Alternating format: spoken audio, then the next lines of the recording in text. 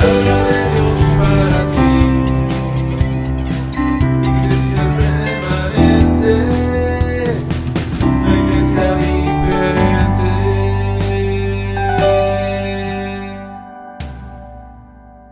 Señor, te damos las gracias. Gracias, Señor Jesús. Gracias.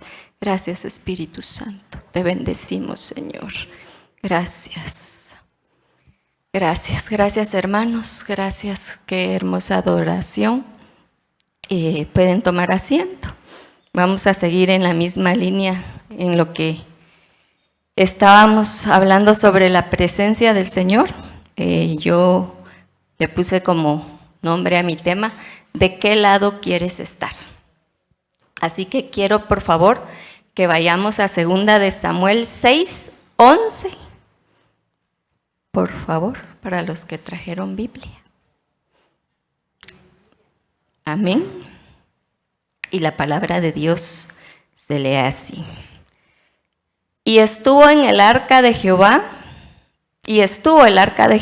en casa de Obed-edom, el Geteo, 3 meses, y bendijo Jehová a Obed-edom y a toda su casa.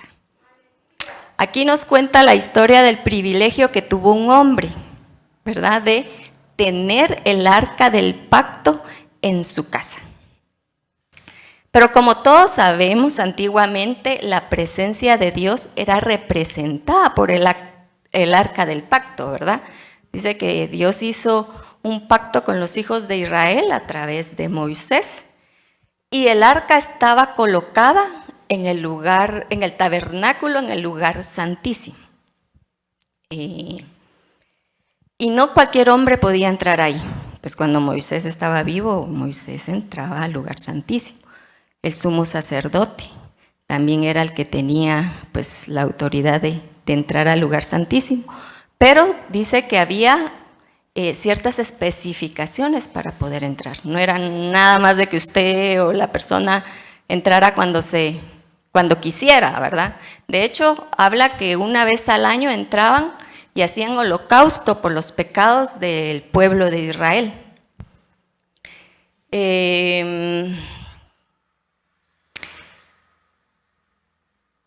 Sí, como les decía, si él no hacía todo lo correcto para entrar, él moría al momento. Ahí sí que no podía, como decíamos o decimos a veces, babosear, ¿verdad? Dios sabía realmente quién estaba delante de su presencia.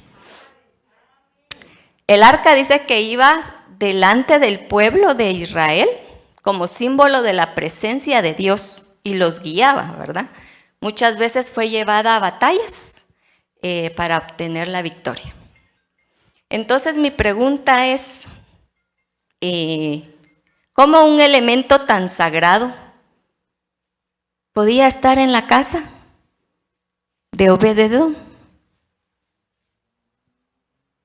O sea, ¿cómo obtuvo él ese gran privilegio? Además, dice que el arca estuvo en su casa por 3 meses. ¿Y qué obtuvo durante esos 3 meses? Bendición para él y para su casa. Así que vamos a retroceder un poco, ¿verdad?, en la historia, y vamos a saber cómo es que el arca del pacto llega a la casa de este hombre. Vamos a 1 de Samuel, en el capítulo 4. No lo vamos a leer porque es algo extenso, pero le voy a hacer un pequeño resumen. Dice que había una batalla entre los filisteos, ¿verdad?, y los israelitas. Y como Israel iba perdiendo, entonces vinieron los sacerdotes y dijeron, no, vamos a mandar a traer el arca y la vamos a llevar al lugar de batalla. Pero en ese entonces Israel no estaba bien delante de los ojos del Señor. No estaba haciendo lo correcto, estaba en pecado. Y aún así, sabiendo ellos lo que estaban haciendo, mandan a traer el arca, y creo que ellos la tomaron como un amuleto de buena suerte, porque anteriormente el arca llegaba y ellos ganaban, ¿verdad? Pero dice que esta vez fue diferente. No solo perdieron, dice que mataron a muchos israelitas, casi que salieron corriendo, nos cuenta, ¿verdad? Además de eso, los filisteos se roban el arca. Y cuando los pobladores llega la noticia, dice que fue un gran lamento, fue lloro, se desgarraron las vestiduras. Y cuando le van a contar al sacerdote Elí lo que estaba pasando, le cuentan y cuando le dicen es que los filisteos se robaron el arca. Dice que en ese momento Elí cayó y murió en ese instante. Para Israel el arca representaba la gloria de Dios. Para Israel el arca del pacto representaba la presencia de Dios. Y sabían que se la habían robado, ¿verdad? Seguimos en el capítulo 5, siempre en Primera de Samuel, ¿verdad? Y ahí nos cuenta qué hacen los filisteos con esta arca. Dice que se la llevaron a la ciudad de Asdod. Ellos pensaron que se habían llevado el mejor botín.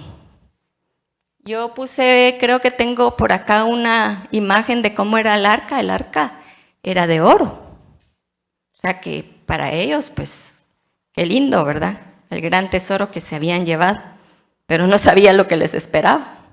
El arca no estaba diseñada para estar fuera del tabernáculo, ¿verdad? Y menos en territorio enemigo. Y dice que la llevaron a su templo, a donde estaban todos sus dioses. Y la dejaron ahí. Al otro día que regresaron, resulta que el dios Dagón termina boca abajo delante del arca del pacto. Pues ellos lo levantan, ¿verdad? Su imagen y lo dejan ahí. Llegan al otro día y pasa lo mismo. Estaba nuevamente tirado. Lo vuelven a levantar y lo vuelven a dejar en su lugar. Pero después resulta que estaba destruido. Ahí sí que todos sus dioses estaban destruidos. Entonces se asustaron, porque aparte de eso, dice que empezaron a salirle tumores por todos lados, ¿verdad? Desde el más pequeño hasta el más grande. Y también dicen que como que llegaron ratas a sus ciudades. Entonces se asustaron más. Y cuando vieron esto, comenzaron a mover el arca de ciudad en ciudad. Pero dice que a cada ciudad que llegaba, pasaba lo mismo. El arca llegaba y se llenaban de tumores. Llegaban las ratas. Y entonces había enfermedad, llegaba la mortandad. Y ellos entendían que el juicio de Dios les había llegado. No eran tan tontitos, ¿verdad? Así que entendieron que no podían quedársela. Y dice que decidieron regresarla. Pero aparte de que iban a regresar el arca, como que ellos pagaron un precio. Y hicieron, dice, 5 figuras de ratones, 5 figuras de tumores, y las pusieron a la par donde pusieron el arca, como un pago para que ya no hubiera mortandad en sus ciudades. Eran 5 porque en 5 ciudades fue que pasó el arca. Entonces la suben a una carreta, podría decirse, y jalada por unas vacas, y la mandan a territorio Israel. Y dijeron, deshagámonos de esto porque esto no nos trajo nada bueno. Cuando el arca es vista por los pobladores, dice que se llenaron de júbilo. Estaban tan contentos de volverla a ver, y yo creo que tal vez dirían, ¿y qué pasó aquí? ¿Por qué apareció, verdad? Y se regocijaron tanto, hicieron un holocausto cuando estaba el arca. O sea, llamaron a los levitas, quitaron el arca, la bajaron, pero resulta que había ciertas personas que tenían curiosidad y deciden abrir el arca Pero ellos sabían perfectamente cómo tenían que llevar el arca. Ellos sabían que no se podía abrir y sin embargo lo hicieron. Dice que en ese momento 70 hombres se murieron. Entonces ya no había regocijo. Se asustaron. Y dice que dijeron, ¿quién podrá estar delante de Jehová, el Dios Santo? Así que igual que los filisteos, decidieron mandarla a otra ciudad. En ningún momento se pusieron a pensar, bueno, aquí está pasando algo, creo que lo estamos haciendo mal. No, lo primero que dijeron, no, aquí mejor pasémosle la chibolita a otro, ¿verdad? Que se la lleve. Y mandan a decir que la vayan a traer. Entonces vamos a leer, por favor, Primera de Samuel 7, 1 y 2. Primera de Samuel 7, 1 y 2. Y dice así: vinieron los de Kiriat Jearim, se llevaron el arca de Jehová y la pusieron en casa de Abinadab, situada en el collado, y santificaron a Eleazar, su hijo, para que guardara el arca de Jehová. Desde el día que llegó el arca a Kiriat Jearim, pasaron muchos días, 20 años, y toda la casa de Israel lamentaba en pos de Jehová. Me impresiona mucho porque si usted recuerda, el arca estaba en la casa de Obed-edom. ¿Y en cuánto tiempo pasó en la casa? ¿Y qué pasó en esos 3 meses? Así es, hubo abundancia, prosperidad y bendición para él y para toda su casa, dice. Pero aquí nos cuenta que llegó el arca a la casa de Abinadab. ¿Y que pasó cuánto tiempo?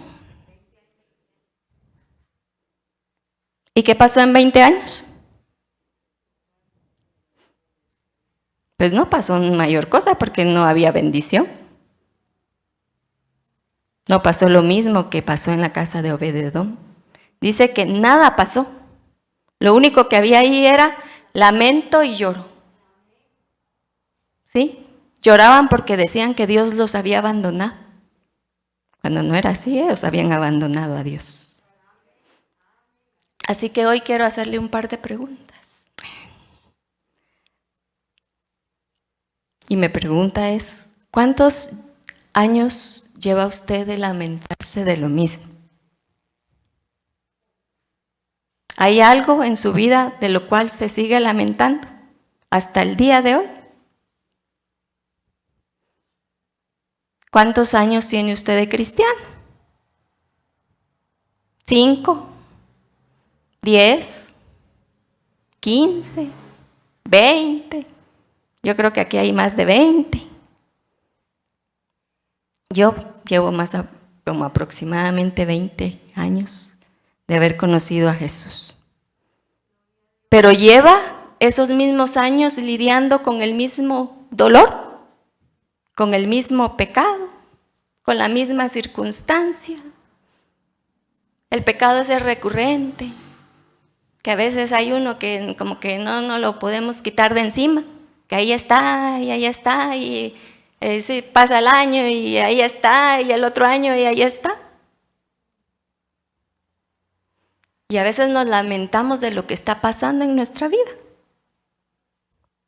¿Sabe? Yo recuerdo cómo mi corazón se conmovió una vez que vi hablar a un par de mujeres cristianas, ya de avanzada edad, bueno, no tan avanzada, pero ya estaban grandecitas. Y yo veía su sufrimiento, veía cómo habían sufrido y les dolía aún lo que habían pasado de niñas o de adolescentes. Y me impresionó cómo no vivían en paz, cómo vivían en tristeza, cómo vivían en dolor. Yo decía, ¿cómo es posible? Muchas llevaban 30, 40 años de ser cristianas. La verdad que a mí sí me impresionó. Yo dije, ay Señor, yo espero de veras con todo mi corazón, si algo pasa, no seguir en lo mismo siempre, ¿verdad? Y eso que conociendo a Jesús, el dolor las atormentaba. Cuando en nosotros hay un pecado recurrente o una herida que aún no ha cicatrizado, creo que debemos de hacer un alto. Y debemos de preguntarnos qué está pasando. Porque yo sé que Dios sana toda herida. Yo sé que Dios limpia todo pecado. ¿Sí? Entonces, ¿qué nos pasa? ¿Por qué pasa eso? Muchas veces nos aferramos, ¿verdad?, al dolor. Y no queremos soltar el pecado. Mire, Dios ya hizo su parte. Ahora nos toca hacer nuestra parte. Debemos de hacernos responsables de lo que pasa en nuestra vida. Y eso requiere trabajo, requiere búsqueda. Pero a veces no estamos dispuestos a hacerlo. A veces pensamos de que ya nos hicimos cristianos y el Espíritu Santo nos tocó y todo se acabó.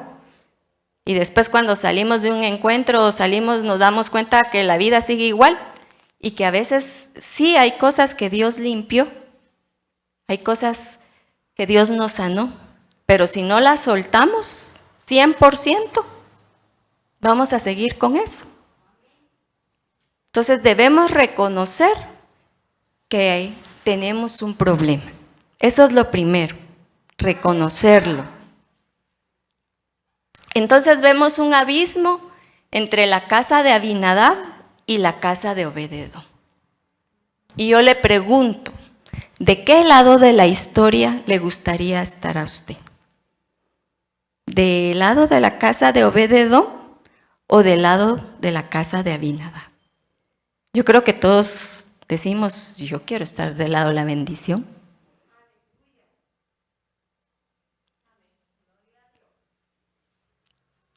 Lo triste es que no muchos estamos ahí.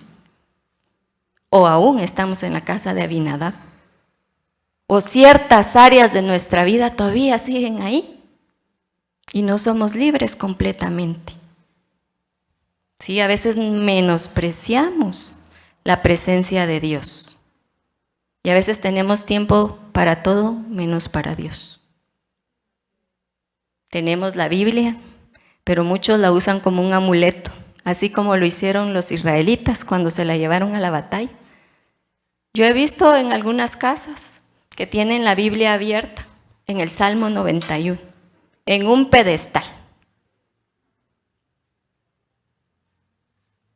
Y creen que así no les va a pasar nada.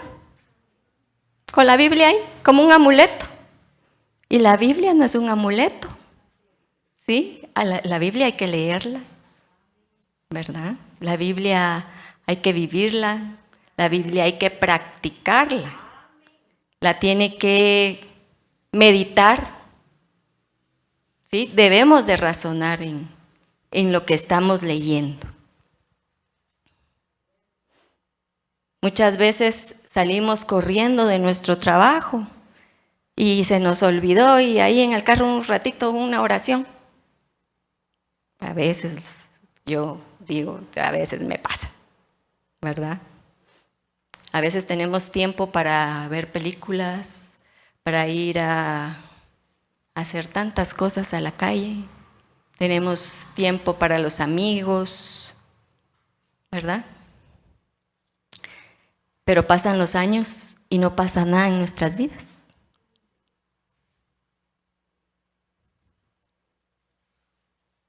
Yo creo que así como agendamos muchas veces todas las cosas que tenemos que hacer en nuestro día, pues que llevan una agenda y hasta agendan 1, 2, 3 meses adelantados, deberíamos de agendar un tiempo con el Señor, específico, un tiempo donde usted sepa a qué hora nadie la está molestando, porque los horarios son distintos de todos, ¿verdad? Por lo regular, Se puede más en la noche, en la madrugada, a veces en la mañana. Antes era cuando los niños no estaban, pero ahora están. Pero siempre debemos de tener un momento específico para Él. Si podemos agendar otras cosas, ¿por qué no algo tan importante? ¿Verdad? Estar en la presencia de Dios. ¿Queremos bendición? Que Dios nos provea. Tenemos sueños que queremos cumplir. Que Dios haga milagros en nuestra vida, en nuestra familia, en el matrimonio, con nuestros hijos.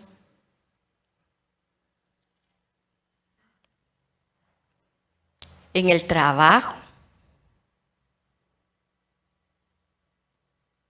Pero, hermanos, hay que pagar un precio por eso. ¿Sí? Y debemos de honrar, dice, debemos de valorar y debemos apreciar la presencia de Dios. 20 años pasó el arca del pacto en la casa de Abinadab. En ese entonces Saúl unos años fue el rey, y ni se acordó dónde estaba el arca, ni siquiera creo yo que se lo preguntó, pero si usted recuerda, Saúl fue desechado por el Señor y la presencia de Dios no iba con él, no estaba con él, lo abandonó, así que ni le importaba saber dónde estaba, me imagino. Pero dice que hubo un hombre que se recordó de lo importante que era el arca para su pueblo y para él. Y ese fue el rey David. Y él sí decidió ir por ella. En el capítulo 6 de Segunda de Samuel nos cuenta que dice que David juntó 30,000 hombres y se los llevó a traer el arca. Imagínense, 30,000 hombres. Yo no sé cuántas personas caben aquí en el estadio. ¿Alguien que me diga? 10,000. Imagínense, 3 veces lo que es un estadio. Y dice que subió el arca a un carro nuevo con 2 bueyes e iba con toda clase de instrumento, danzando, bailando, y era un gran fiestón.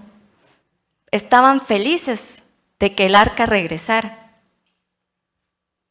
Pero dice que cuando llegó a la era de Nacón, Usa, que era uno que iba cuidando el arca, ¿verdad?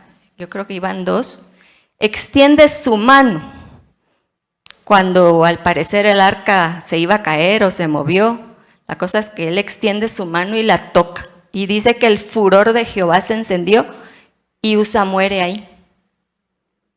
Imagínese usted esa gran algarabía, 30,000 hombres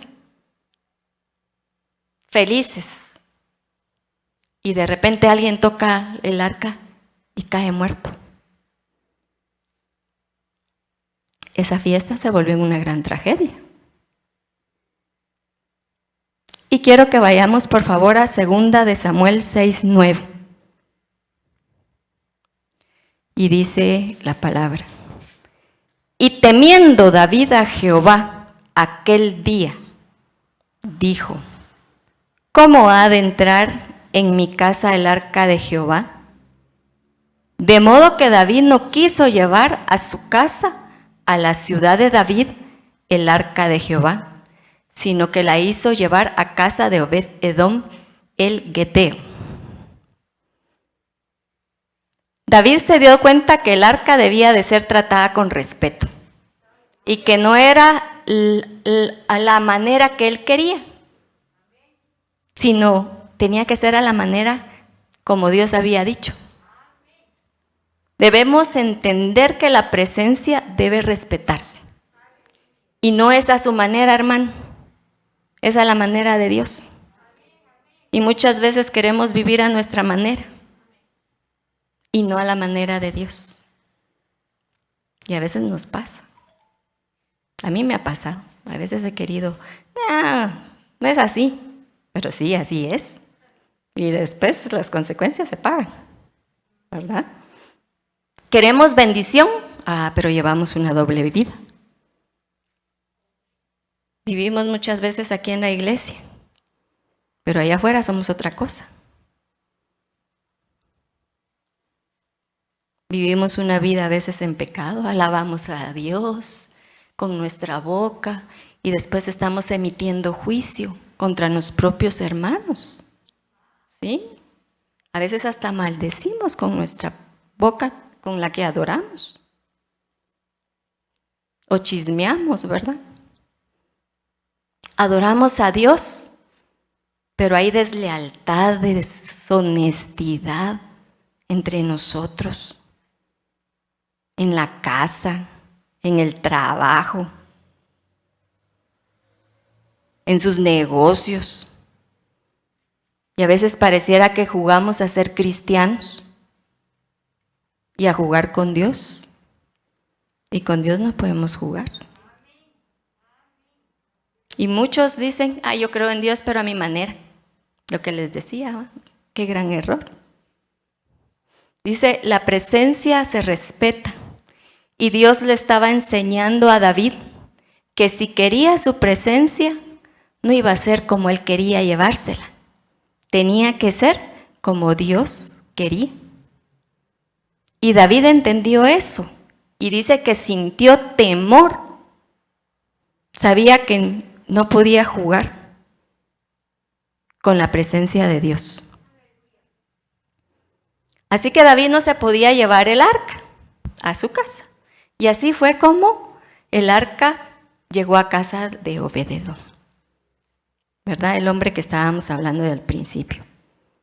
Pero ya comprendiendo esta historia de cómo llegó el arca, ahora dígame, póngase en lugar de Obed-edom. Imagínense esa gran fiesta que había, los 30,000 hombres que estaban ahí. Y un hombre cae muerto por tocar el arca, que ahora quería dejársela en su casa. Que a usted le fueran a decir, mire, le dejo, solo que tenga cuidado porque si lo toca se muere. ¿Qué pensaría? Qué gran responsabilidad. Es lo más santo que existe, dice. Nadie o cualquiera podía estar en su presencia. La presencia de Dios es una gran responsabilidad. Nosotros no llevamos cualquier nombre. Nosotros representamos el nombre de Cristo Jesús, ¿sí?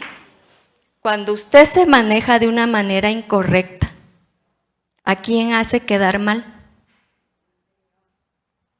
A veces no dicen, es que, me voy a poner de ejemplo para que nadie se sienta. Es que la hermana Susel es muy mentirosa. No, dicen, todos los cristianos son mentirosos.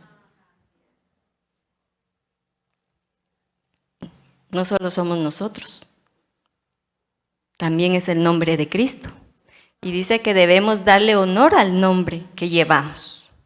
La Biblia dice que somos embajadores de Cristo, así que debemos darle honra a su presencia. Así que yo creo que cuando Obed-edom le dijeron, bueno, te dejamos el arca aquí, ahí nos vemos, porque 30,000 hombres no quisieron llevársela. Tampoco el rey David dijo, no, esto no podemos hacerlo, aquí se queda. Él sabía qué hacer. Él sabía que debía de ser tratada con respeto. Él sabía que tenía que tener temor de Dios. Y lo tenía. Sabía que debía honrarla. Sabía que tenía que darle honor haciendo lo que Dios decía. ¿Sí? No lo que a él le parecía. Y por lo visto él sabía cómo tratar el arca del pacto, la presencia de Dios. Y esa es la gran diferencia que había entre Abinadab y Obed-edom. 20 años sin señales de Dios, solo lamentos. A lo mejor no había temor de Dios, a lo mejor ni santidad había, ¿verdad? Eso no lo puedo decir, pero 20 años sin que pasara nada, era porque nada estaba pasando y nada estaba haciendo, ¿verdad? Y vemos la contraparte. 3 meses donde la gloria de Dios cayó sobre Obed-Edom y en su casa. 20 años, 3 meses. Y a veces nos pasa. 20 años en el Evangelio y el hermanito que lleva un mes, ¿cuántas bendiciones tiene? Y nos enojamos. Pero ¿cómo estamos viviendo? A veces se nos olvida. O como ya lo vemos normal, la vida cristiana. Y se vuelve un ritual. Así que usted decide de qué lado quiere estar. Pero tiene que entender que hay un precio que pagar. Y mire, muchos dirán porque lo dicen. Ay, hermana, pero si vivimos en gracia, ya tenemos acceso a la presencia. Porque muchos lo dicen. Y es cierto, Jesús pagó el precio.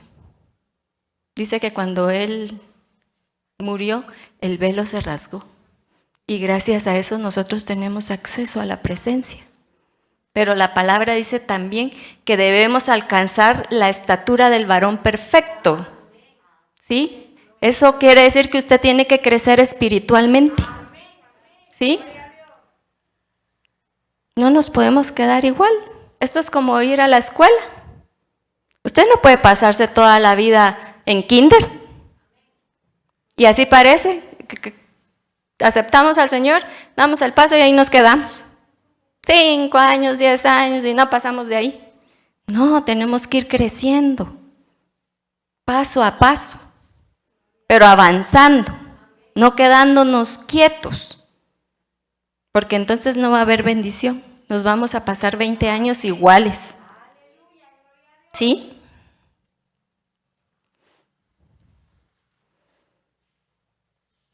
Y cuando estamos en la presencia de Dios se nota, dice. La gente lo sabe. Y también la gente lo dice. Así que debe de haber una congruencia con lo que usted dice ser y lo que es. Y terminamos con esto. En 2 de Samuel 6:12 dice: fue dado aviso al rey David diciendo: Jehová ha bendecido la casa de Obed-Edom y todo lo que tiene a causa del arca de Dios. ¿A causa de qué? De la presencia de Dios en su vida. Obed-Edom fue bendecido. Y se lo fueron a contar, eso sí se lo fueron a contar rápido al rey David para que la fuera a traer y llevara la bendición. ¿Ah? Así que Dios te está esperando. Él quiere ir contigo este 2021 y el resto de tu vida, para que tengas bendición para ti y para tu casa. Así que debemos acercarnos a su presencia, ¿sí? Él quiere limpiar nuestro corazón, nuestra vida, pero le tenemos que dar nuestro corazón, ¿sí? Y permitir que remueva todo eso que no tiene que estar. Hay que sacar ídolos de nuestros corazones, ¿sí? Todo lo que nos aleja de su presencia. Y ahí sí que entronarlo a Él y solo a Él en nuestro corazón, para que guíe nuestros pasos, ¿sí? Así que hoy los invito, por favor, a que se levanten. Vamos a hacer una pequeña oración. Gracias, Padre. Gracias por tu palabra. Gracias, Señor, porque yo sé que tu presencia, Señor, requiere búsqueda.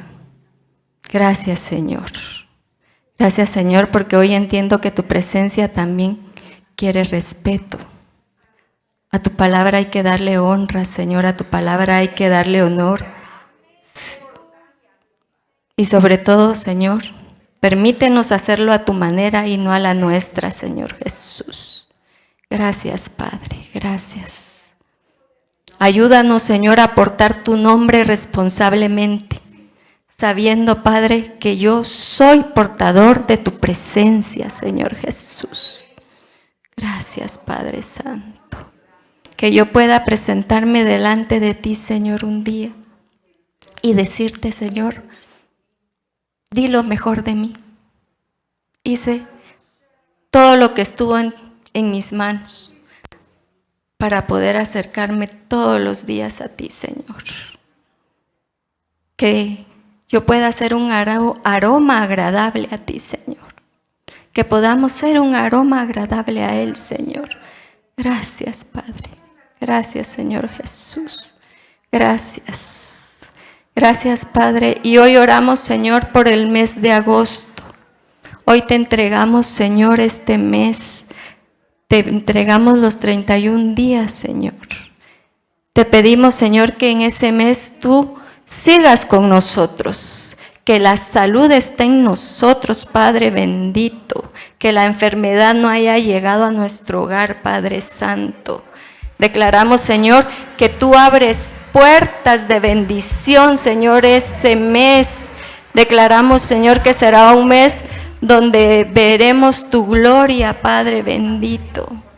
Te bendecimos, Señor, y bendecimos el mes de agosto. Gracias, gracias, Señor, porque sabemos que este 2021 tu presencia irá con nosotros. Gracias, Señor, porque de ahora en adelante yo quiero que tú vayas conmigo todos los días de mi vida. Todos los días de mi vida, Señor. Y que en mi casa pueda haber bendición. Gracias, Padre. Gracias, Señor Jesús. Te bendecimos, Espíritu Santo. Gracias por tu palabra. Gracias por tu amor. Y gracias por tu misericordia. Gracias, gracias. Gracias, Señor Jesús. Gracias, Señor. Te bendecimos, Padre. Así es, Señor. Que tu presencia sea el cielo para nosotros, Señor. Que solo te necesitemos a ti y a nadie más, Padre. Gracias, Señor Jesús. Gracias, Espíritu Santo. Gracias. Te bendecimos, Señor. Gracias. Gracias. Gracias, Señor. Gracias, Padre. Gracias, Señor Jesús. Gracias, Padre.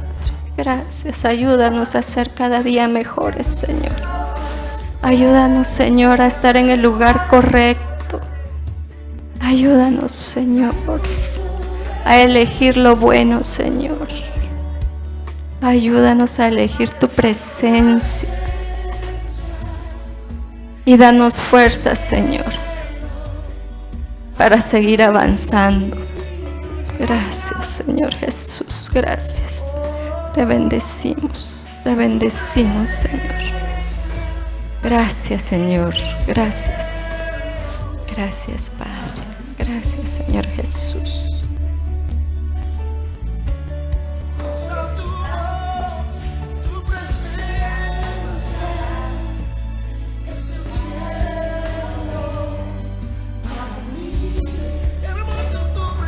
Gracias, Padre. Gracias, Señor Jesús.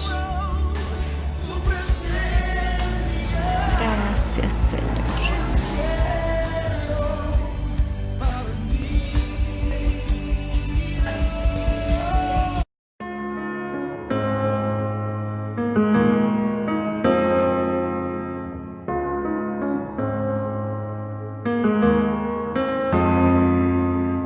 Quiero escoger el mejor lugar y la mejor parte que me puedes dar es estar a tus pies y allí descansar.